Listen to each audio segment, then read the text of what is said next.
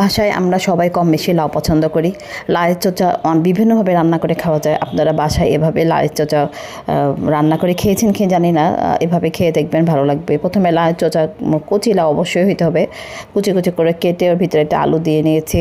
আর বড় মাছের পেটি এনেছিল, বা বড় মাছ একটা এনেছিল, কাতল মাছ। সেই কাতল মাছের বড় একটা পেটি ছিল।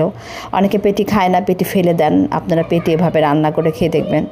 পেটি ভিতরে মানে পেটিটার ভিতরে রান্না করতে কখনো তেল দিবেন না, পেটি থেকেই অনেক তেল বের হয়।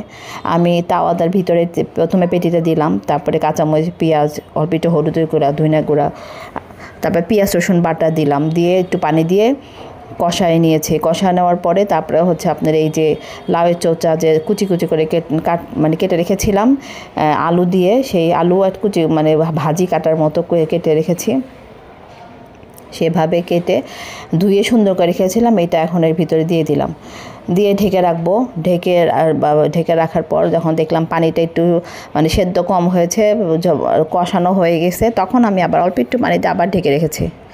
আসসালামু আলাইকুম, সবাই কেমন আছেন? আশা করি ভালো আছেন। আমিও ভালো আছি, আলহামদুলিল্লাহ। রান্না করছি, বাইরে দেখছি, বাইরে একটা মানুষও নাই, সব তাকায় দেখছি।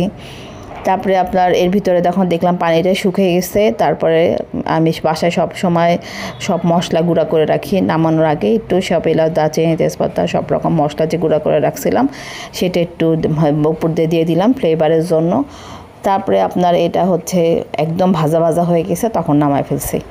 দেখেন দেখতে কতটা সুন্দর লাগছে, এত আকর্ষণীয় লাগছে যে মনে হচ্ছে আপনি এক নিমেষেই এক প্লেট ভাত খেয়ে ফেলতে পারবেন।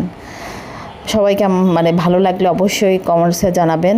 আর আপনারা বাসায় লাউ চোচা দিয়ে এভাবে পেটি দিয়ে রান্না করে খাবেন। সবাই ভালো থাকবেন, আমার জন্য দোয়া করবেন।